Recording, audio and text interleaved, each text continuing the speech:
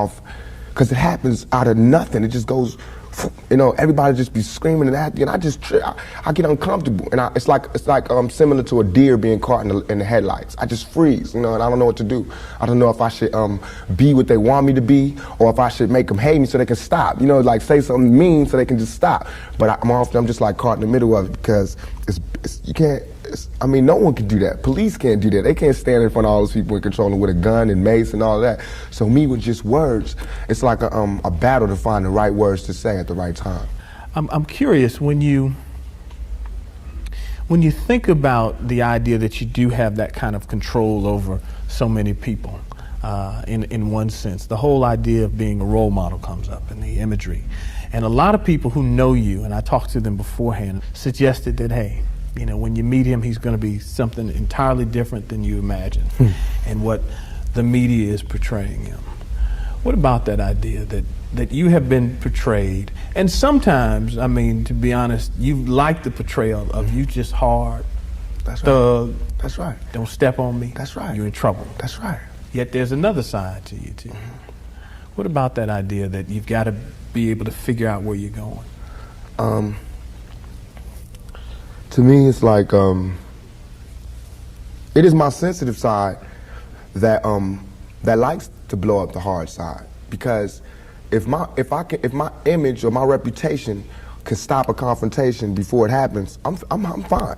You know what I'm saying? I know how it is day to day. It's a constant man ego check going on in this street, in this world. So part of that is just like, you know, that's my resume. But as far as the media, they look at it as something different. They don't care about my resume. They don't care about me not getting in trouble. It's just another story, you know, and it's a real story. They don't have to pay for it, and they're gonna milk it for all it's worth. As far as people, they want me, when they first see me, to humble myself. They want me to be like this and da-da-da, just because they're scared of me. But I don't feel like that's my job, to humble myself, to show you that I'm not a threat. I'm not a threat, unless you're a threat to me.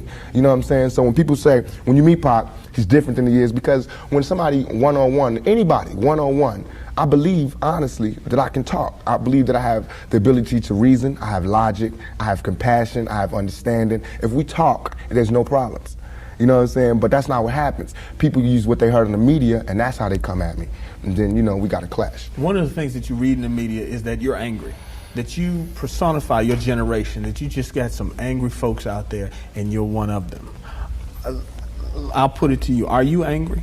Are you angry with what you see society is about? Yeah, I'm extremely angry, confused.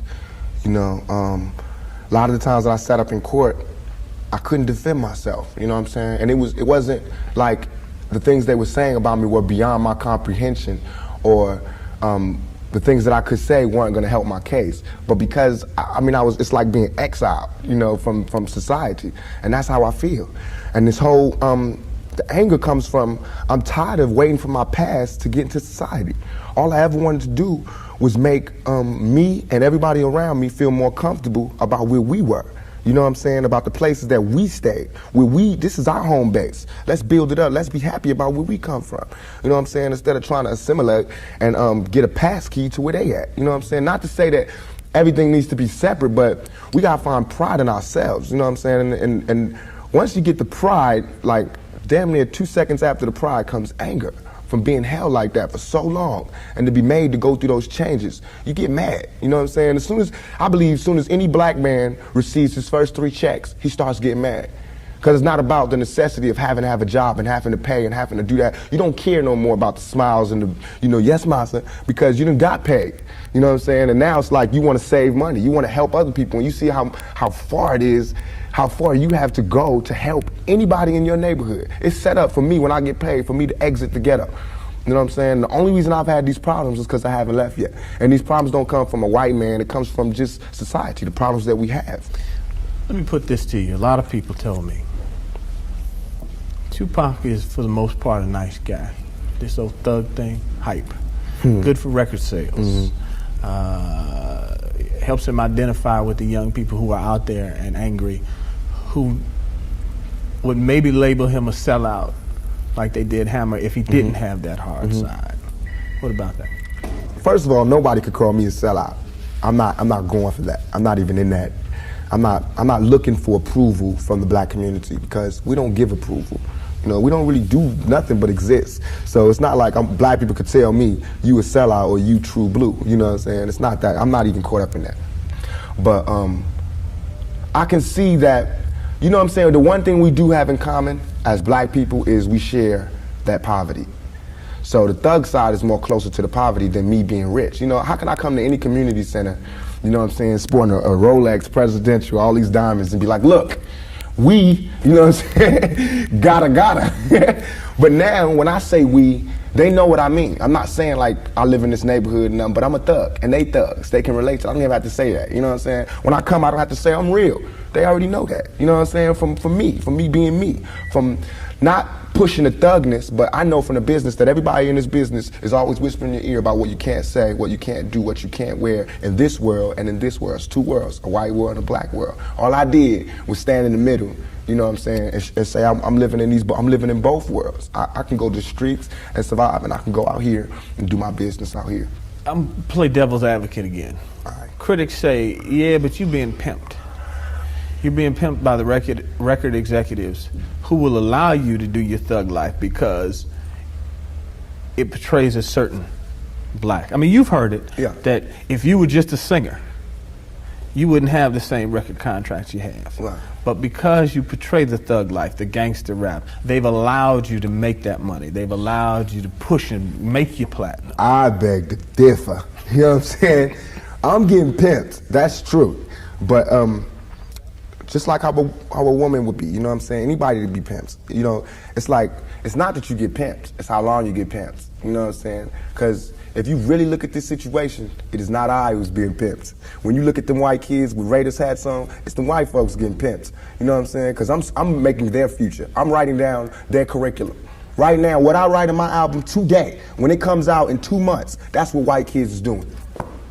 So who really is getting pimped? What I'm writing in my raps is what them white kids is gonna be saying to their mamas and daddies when they come home. Who is getting pimped? You know what I'm saying? I'm a high school dropout. You know what I'm saying? As far as my teacher told me when I was in high school, I ain't gonna be, you know what I'm saying? I just gotta, it's going down. You know what I'm saying? It's going down. You know, everybody's getting pimped. Whether you work a 9 to 5 or whether you work for yourself, you're getting pimped by somebody. That's not the crime. The crime is how long you allow yourself to get pimped. You have to come up. Everything is a come up. Everything is a struggle. You start from the bottom, working to the top. The press and the media make you think that a black man arming himself is illegal or criminal, or that he wants to arm himself to rob a liquor store or something. You know what I'm saying? That is for me to defend myself, and it should always be. It's just about surviving, you know, and we have to be honest about the tools that we use to survive. And why is a black life any more recoupable than a white life? You know what I'm saying? We know that they don't put the same security in the ghetto that they do in the whites in the white neighborhoods. So therefore, for me to be out here saying don't, you know, put your guns down and no violence, that's hypocritical. And if I didn't talk about the violence, everybody would act like the violence wasn't there. We, as rappers, bought that violence. We bought the violence that we seen on the street. We put in our records for years. And after 3-4 years, people finally starting to see it because of all the statistics that's going on in the streets. If we stop talking about it, then they wouldn't take statistics. And when they stop taking statistics, then we'd be killing each other in the street, and these white people wouldn't care no more. Only reason they care is because, you know, there's been some strays, and we done slipped over in the white neighborhoods. And there's kids in Iowa that want to be like us. You know what I'm saying? There's kids in Indiana that's trying to be like us, because they can relate too. You know what I'm saying? You even admitted, I don't live in that neighborhood anymore. There's no real reason for you to carry a 9mm. Don't believe that. Why? In 2 years, I've had a gun pulled on me by my limo driver, by police, by everybody. You know what I'm saying? And I better be. You know what I'm saying? I've been attacked. You ain't read the papers about these skinheads trying to blow up black churches. Why? They see me as the enemy just like y'all do. You know what I'm saying? They can come to my house and sit outside my house just like anybody else can. A skinhead. And once my life is gone, it's gone. Can't nobody give it back to me. Not the judge, not the president, not the governor, not Calvin Butts, not Jesse Jackson. They can't do nothing but come to my funeral and talk pretty about how black people suffer. You understand? And as far as Jesse Jackson, my first acting job was at the Apollo Theater when Jesse Jackson was running for president in 1984. It hurts me for him to say anything negative about any rapper because we supported him. He should support us. You know what I'm saying? As far as his image, you know what I'm saying? What was he doing? You know, he should be the last person talking about gun violence when he sat right there while Martin Luther King caught one in the neck. You know what I'm saying? Things ain't really changed that much. I swear to God, nothing I ever say is meant to be something where innocent people get hurt. Nothing I ever say is meant to be like a end all, let's go do it right now. Nothing. Everything I ever say, and if any, this is so we can set it clear, anything I ever say as it pertains to my peers and being strapped is only in self-defense. You know what I'm saying? Because right now where I'm at, the world is harsh. And I just don't got no beautiful stories. You know what I'm saying? I'm gonna just be getting them ready. Because that's why I think I messed up. If somebody would have grabbed me, pulled me to the side and been like, look, Tupac, as soon as you step out here, they're gonna be at you. If somebody would have explained it to me, I wouldn't have took the same mistakes. But I made those mistakes. And that was my job to stop somebody else from making those same mistakes. To lay it out. To lay out the real map on the world and how it is. Everything I'm saying is a warning, is a plea for help. If everybody is so goddamn worried about me, why ain't nobody came to help me? You know what I'm saying? I never wanted to be no star. This ain't my job. I don't care if everybody don't cheer for me. You know what I'm saying? If you're not cheering for me for what I'm doing, don't cheer for me. Don't cheer because you think I'm cute. You know what I'm saying? Screw that. Cheer for me for what I'm doing, for what I stand for. And when I go to jail, you should cheer louder. You know what I'm saying? Because I'm standing up for what I do. I'm not robbing nobody, not stealing from nobody. I never took nothing. Everything I do to represent my people. I do because I think this is what they want me to do. Vietnam vet be like, without a sergeant, without any backup, without any other soldiers, nobody but a Vietnam vet in Vietnam, when he came home, how would he be? And that's me. I had to go through all that street, war, everything, the same drugs that everybody else get turned out on. You know, where I would have been stopped short, I made it past. And here's where I am. But because I made it past, I missed some lessons. You know what I'm saying? And you can see the lessons that I missed when you talk to me. You can see where I haven't had a father when you talk to me. You know what I'm saying? You can see where I spent a lot of my time in the streets when you talk to me. Because the words that I say are not words that come from a mother's mouth or a father's mouth. It's words that comes from a pimp's mouth or a prostitute or a hustler or a drug dealer. You know what I'm saying? But to me, these were my role models. How much of that, though, in terms of growing up without a father, sometimes not being with your mother, do you lament on and look back and say, damn, I missed something big? Everything. I know for a fact that had I had a father, had I had someone, and I hate saying this because white people love hearing black people talk about this, but had I had a father, had I had some of these opportunities, I'd have been able to help my mother more. She wouldn't have went the road she went. I could have been a better son. You know what I'm saying? She wouldn't have went that road. It was the absence of my father. You know what I'm saying? I'm dealing with him being daddy not being there. My mother's dealing with him being my man not being there. You know, so many problems in our community that affect everything. So by me not having that, I ain't never want to hear nothing about no kind of relationships between a black man and a black woman. I knew they didn't work. Because as far as I knew, my daddy was the coolest dude out there. And my mama was a Panther. So if they didn't work, it don't work. That's how I felt. You know what I'm saying? And going out there, you know what I'm saying? It's like watching my mother just go through changes and everything. It's like my mother's my partner. She a soldier. You know, she a soldier like I'm a soldier. You know, and I watched the peep the game that she went through. If I would have went the same way my mother went, had not she did her route and showed me where it went wrong with her. My mother always told me, don't you ever, ever just volunteer yourself to our people, because they'll use you. That's what they do. You know what I'm saying? She also told me to follow my heart and for me to be the leader.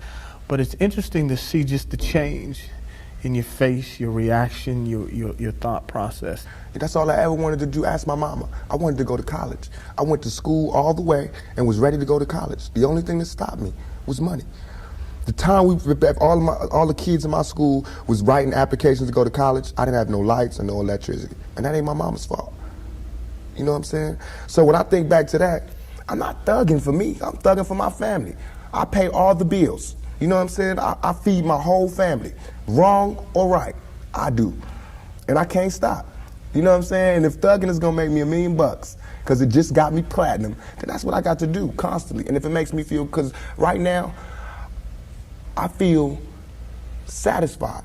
I don't feel like I've ever embarrassed myself or my people, you know, in nothing that I've done. And yet and all, I got the whole world fear me. You know what I'm saying? At 23. weighing 160 pounds, you know what I'm saying? And I ain't even started. I haven't even rolled my plan out yet, and they scared. I got the vice president know who I am, the president, every cop in every city, you know what I'm saying? And I haven't even started working out a plan. We killing each other because we killing ourselves. We not, when another man, I know, I've been in a position, it's out of our control. It's not like he wants to kill. He just doesn't want to die. You know what I'm saying? It's that situation when you got, we are living in a war zone. It's not as easy as these people are making us think, that they just got some criminal ass black kids with guns. It is not like that. We live in hell. We live in the gutter. We got us stacked up 80 deep in one building. You know, by the time you get out your house, you strapped to protect yourself. Because you living in the same community that the police is carrying rifles and riot gear. Same, they need them riot, excuse my language, I'm so sorry. The same reasons they need the riot hat, the riot jacket, the flak jacket, the double vest, the 9mm Glocks with extra bullets, the tear gas, the mace, all that. Who do you think the police is using that against? Dogs? So we fighting the same villains that they fight in the street. But instead of them seeing us fighting villains in the street, we all villains. Is your generation the one that is picking up for where the Panthers left off, saying, all right, enough is enough? The generation before us forgot about the fight. We're picking it back up. Not only forgot about the fight, forgot about us. Yes, and we're picking it back up. But at this level, all we're trying to do is unite. And right now, as a year, we got 1 million people that's listening. Now we can tell them something. Now we can try to get them that way, and we might lose some. We might gain some, but we would never even have that audience had we not said what was real. You know what I'm saying? And the main thing for us to remember is that the same crime element that white people are scared of, black people are scared of. The same crime element that white people fear, we fear. So we defend ourselves from the same crime element that they scared of. You know what I'm saying? While they waiting for legislation to pass and everything, we next door to the killer. We next door to him, you know, because we up in the projects where it's 80 in the building. All them killers that they letting out, they right there in that building. But it's better, just because we black, we get along with the killers or something? We get along with the rapists because we black and we from the same hood? What is that? We need protection too. Finally, I want to ask you about something that someone else asked you in the interview, and I thought the answer was interesting because I think it speaks to you and your generation a lot. Someone said, where do you see Tupac 10 years from now? You said, hey, I just want to be alive. That's real for you. That's so real. I made a metamorphosis. I'm a new person today. Because I used to strongly and honestly, I feel like I could represent my generation so much because I honestly did not care whether I lived or died. But now, I cannot die with people thinking I'm a rapist or a criminal. I can't leave until this is straight. You know, I'm not suicidal. I can't go until y'all really know what time it is. And then after that, boom, it's all over. And we can see, you know, how this shit fall. But that's how it is. And the reason being is because if I can't live free, if I can't live with the same respect as the next man, I don't want to be here. Because God has cursed me to see what life should be like. If God wanted me to be this person and be happy here, he wouldn't let me feel so oppressed. He wouldn't let me feel so trampled on. You know what I'm saying? He wouldn't let me think the things I think. So I feel like I'm doing God's work. You know what I'm saying? Just because I don't have nothing to pass around for people to put money in the bucket don't mean I ain't doing God's work. I feel like I'm doing God's work. You know what I'm saying? Because these ghetto kids ain't God's children. And I don't see no missionaries coming through there. You know what I'm saying? So I'm doing God's work. While Reverend Jackson do his up in the middle class and he go to the White House and have dinner and pray over the president, I'm up in the hood, you know what I'm saying, doing my work with my folks. And just because I don't live there don't mean I don't go there. I got to go there because I can't hang nowhere else.